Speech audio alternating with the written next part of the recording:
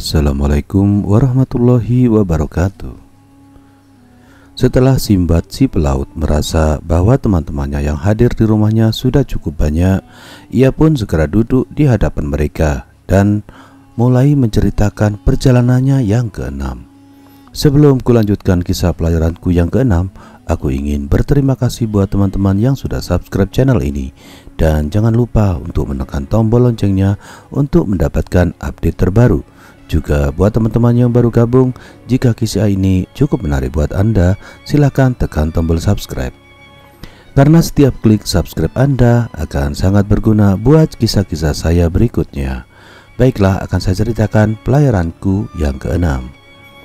Wahai teman-temanku sekalian, seiring berjalannya waktu, aku mulai melupakan semua yang kualami pada perjalananku yang kelima. Segala kesenangan, ketenangan yang kutemukan setelah aku kembali menetap di Baghdad telah membuatku begitu menikmati kehidupan baruku. Kala itu, aku benar-benar merasa yakin bahwa aku tak akan pernah meninggalkan tanah airku lagi. Namun, pada suatu hari ketika aku sedang duduk-duduk di depan rumahku, aku melihat sekelompok saudagar lewat di depan rumahku. Dari raut wajah letih yang mereka tunjukkan, aku tahu betul bahwa para saudagar itu pasti baru saja kembali dari sebuah perjalanan jauh. Dan seketika itu pula, tiba-tiba saja aku kembali teringat semua peristiwa yang kulalui dalam perjalananku yang lalu, sehingga keinginanku untuk berniaga di negeri-negeri yang jauh kembali muncul. Dorongan kuat yang kurasakan di dalam hatiku itu akhirnya tak dapat kubendung lagi. Aku pun membeli beberapa macam barang dagangan yang kuanggap layak dijual dan tidak terlalu merepotkan jika harus kubawa dalam pelayaran. Setelah semuanya siap, aku pun bertolak meninggalkan Baghdad menuju Basrah. Di pelabuhan Basrah, aku melihat sebuah kapal dagang yang amat besar berisi puluhan orang saudagar dengan segala barang dagangan mereka. Tanpa menunda lebih lama lagi, aku segera meminta tempat kepada sang nakoda untuk memuat semua barang daganganku ke dalam kapal tersebut. Layar pun terkembang, angin bertiup, kapal yang kutumpangi mulai meninggalkan pelabuhan dan mengarungi laut lepas. Kota demi kota kusambangi bersama para pedagang lain untuk menjual barang-barang yang kami bawa.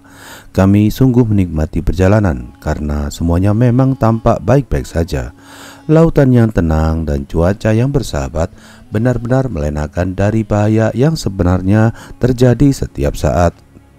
Akhirnya, apa yang tidak kami inginkan pun terjadi, yaitu ketika pada suatu hari, tiba-tiba sang nakoda berteriak-teriak sambil memukul-mukul wajahnya. Para pedagang dan anak buah kapal yang melihat hal tersebut merasa heran. Lantas mereka menghampiri sang nakoda dan menanyakan apa yang sebenarnya terjadi. "Ada apa, wahai nakoda?" tanya salah seorang temanku. "Kapal kita keluar dari jalur yang seharusnya," jawab sang nakoda. "Jalan yang ku tempuh saat ini di perairan yang sama sekali tak pernah ku kenal. Sungguh jika Allah tidak segera mengeluarkan kita dari jalur ini, pasti kita akan binasa. Jadi ku minta kalian semua berdoa kepada Allah semoga Dia berkenan menyelamatkan kita." Si nakoda lantas memerintahkan anak buahnya untuk menggulung layar. Namun sebelum layar sempat digulung, mendadak angin kencang bertiup dengan amat kencangnya dan menyeret kapal ke arah sebuah gunung yang terletak di tengah laut. "La haula wala quwata illa billahil aliyyil azim," seru sang nakoda, "tamatlah riwayat kita." Beberapa orang saudagar dan anak buah kapal berteriak histeris karena merasa bahwa ajal mereka akan segera tiba. Sementara kapal terus melaju kencang terbawa angin ke arah gunung. Tak berapa lama kemudian, kapal kami terhempas dengan amat kerasnya membentur kaki gunung, sehingga seluruh badan kapal dari haluan hingga buritan hancur berkeping-keping. Beberapa orang penumpang ada yang langsung tenggelam dan tewas seketika. Sementara sebagian lainnya ada yang berhasil menyelamatkan diri. Alhamdulillah, aku termasuk salah seorang yang berhasil selamat mencapai pantai. Ternyata gunung yang ditabrak oleh kapalku itu sebenarnya adalah sebuah pulau yang cukup besar. Di sepanjang pantainya, aku menemukan begitu banyak kepingan kayu sisa-sisa kapal yang telah karam terlebih dahulu di pulau misterius itu. Di antara puing-puing yang tak berharga itu, aku melihat berbagai macam barang berharga yang ditinggal mati oleh tuannya berserakan seperti sampah. Sebagian temanku melonjak kegirangan ketika melihat barang-barang berharga itu. Namun tidak demikian halnya dengan aku. Aku sangat tertarik untuk menjelajahi pulau itu lebih dalam untuk mencari tahu kalau ada kehidupan di sana. Dan bersama beberapa orang yang selamat, aku menjelajahi pulau gunung tempat kapal kami terdampar itu. Setelah berkeliling beberapa saat, aku menemukan sebuah telaga yang terletak di salah satu kaki gunung. Jantungku mendadak berdegup kencang tatkala melihat ke dasar telaga. Bukan disebabkan oleh airnya yang begitu jernih dan tampak menyegarkan, melainkan karena aku melihat dasar telaga itu terdapat begitu banyak permata dan berbagai macam batu mulia yang berserakan layaknya batu kerikil. Di sekeliling telaga itu juga banyak kutemukan emas dan perak yang berkilauan. Sebelum keterkejutanku benar-benar hilang, di bagian lain dari pulau itu, aku kembali dikejutkan oleh penemuan sebuah mata air yang mengeluarkan amber, yaitu bahan yang mirip lilin dan berharga mahal. Amber itu meleleh karena panas matahari dan lelehannya mengalir ke laut. Dan ketika telah mencapai laut, amber itu kembali membeku. Teman-temanku yang kebanyakan adalah para saudagar tentu tidak menyia-nyiakan kesempatan itu. Mereka langsung mengumpulkan sebanyak mungkin amber tanpa memikirkan bagaimana cara mereka untuk meninggalkan pulau. Setelah lelah menjelajahi pulau yang menakjubkan itu, aku kembali berkumpul bersama teman-temanku di pantai. Beberapa orang di antara kami mulai khawatir kalau ternyata kami tidak bisa meninggalkan pulau tersebut. Sebab meskipun pulau itu dipenuhi berbagai macam barang berharga, namun kami lebih merisaukan perbekalan kami yang cepat atau lambat pasti akan habis. Jika semua makanan yang kami miliki habis, sementara belum ada kapal yang lewat yang dapat kami tumpangi, maka yang bisa kami lakukan hanyalah diam menunggu mati. Demikianlah hari demi hari berlalu. Satu persatu temanku menemui ajalnya. Akhirnya jumlah kami pun hanya tinggal beberapa orang saja.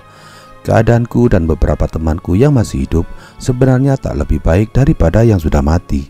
Kami didera oleh rasa kelaparan yang amat menghimpit. Meskipun pulau yang kami huni itu dipenuhi barang-barang berharga, namun semua itu sama sekali tak dapat mengganjal perut kami yang sedang kelaparan. Hal yang kutakutkan akhirnya benar-benar terjadi, yaitu ketika aku harus menguburkan temanku yang meninggal dunia.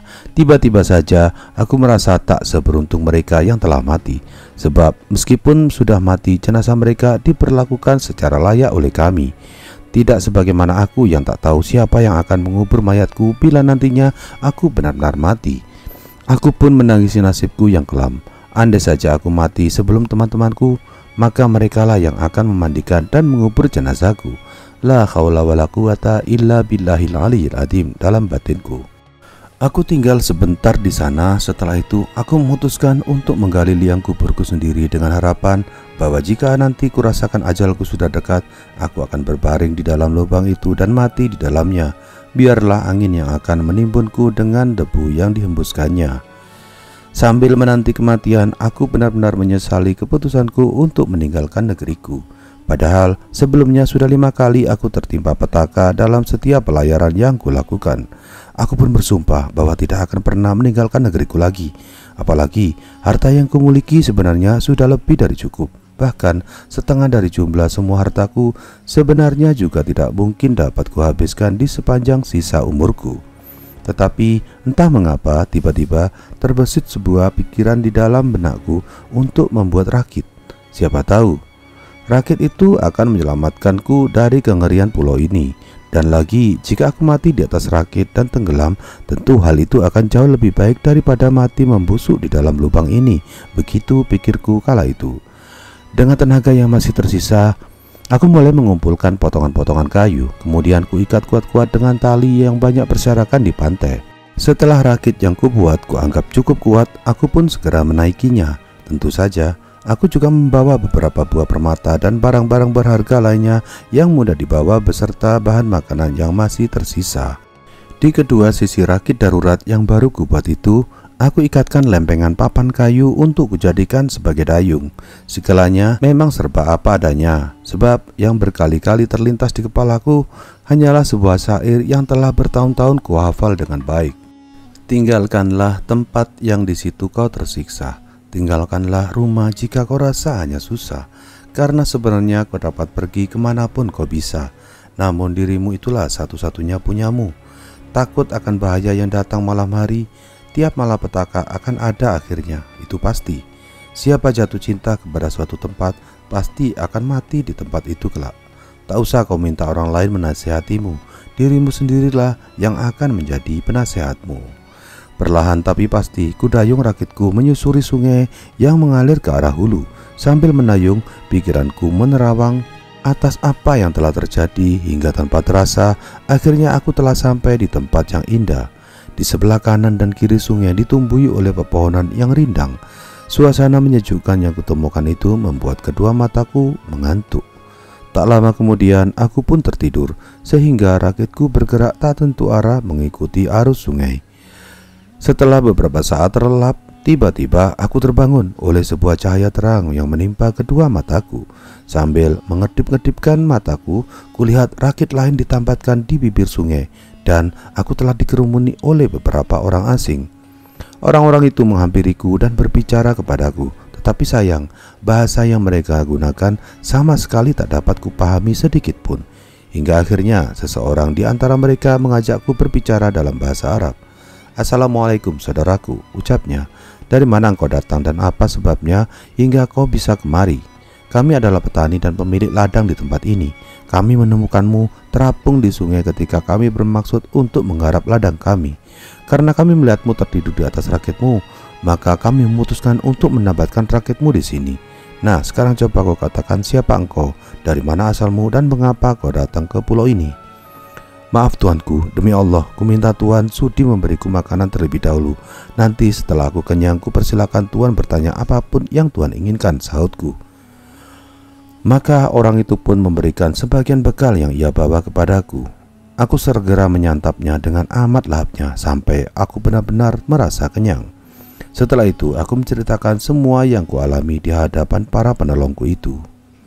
Setelah aku menceritakan semua yang kualami, orang-orang asing itu kemudian berembuk. Ternyata mereka menginginkan agar aku dibawa ke hadapan raja mereka.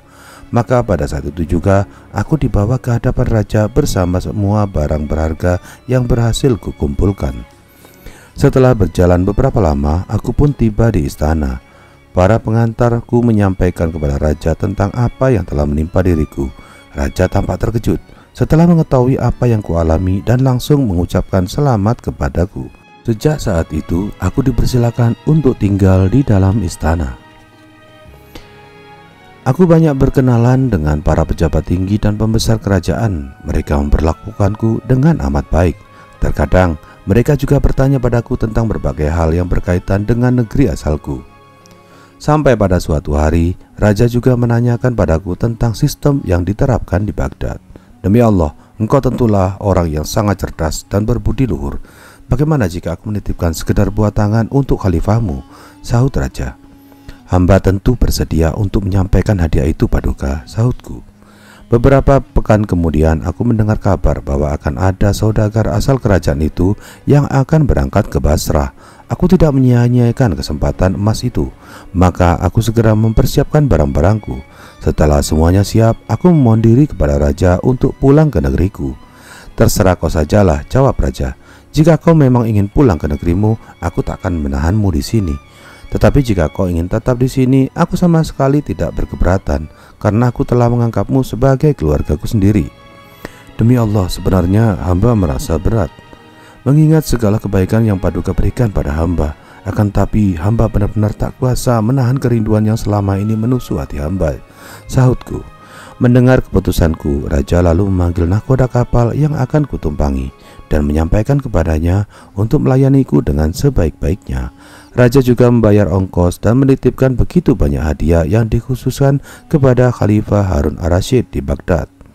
Layar kapal pun terkembang, angin bertiup, kapal yang kutumpangi mulai bergerak menuju laut lepas, mengarungi satu lautan menuju lautan yang lain, dari satu pulau ke pulau yang lain, hingga akhirnya atas izin Allah SWT aku tiba di Basrah dengan selamat. Di kota pelabuhan itu aku beristirahat selama 3 hari sembari mengemasi barang-barang yang akan kubawa ke kota Baghdad. Pada hari keempat aku berangkat ke Baghdad dan langsung menuju ke istana untuk menghadap Khalifah Harun ar-Rasyid. Tetapi sayang, ternyata Khalifah sedang tidak berada di istana, sehingga terpaksa aku menitipkan hadiah yang dititipkan raja pulau itu kepada salah seorang pegawai istana. Dari istana itu, aku langsung pulang ke rumahku untuk menemui keluarga yang telah kutinggalkan sekian lama. Setelah aku tiba di rumah, aku menumpahkan segala rindu yang selama ini menggumpal di dalam hatiku sambil membagi-bagikan oleh-oleh yang sudah kubawa. Di keesokan harinya, beberapa orang prajurit mendatangi rumahku dengan membawa pesan dari Khalifah Harun ar-Rasyid yang memintaku untuk segera menghadap kepadanya. Seperti yang telah kuduga, begitu aku tiba di hadapan Khalifah, ia bertanya ihwal hadiah-hadiah yang kubawa. Demi Allah, wahai Amirul Mukminin, hamba benar-benar tidak tahu nama kota yang hamba singgahi itu, ataupun jalan menuju ke sana. Setelah kapal yang hamba naiki hancur menghantam karang dan semua teman-teman hamba mati, hamba memutuskan untuk menyusuri sungai yang membelah pulau itu dengan menggunakan sebuah rakit yang hamba buat sendiri. Ketika hamba sedang menyusuri sungai itulah hamba tertidur disebabkan oleh rasa lelah yang tak sanggup lagi hamba tahan. Nah, ketika hamba tertidur, rupanya hamba telah diselamatkan oleh beberapa orang yang kemudian membawa hamba menemui raja mereka. Nah, raja itulah yang menitipkan hadiah-hadiah ini kepada Paduka.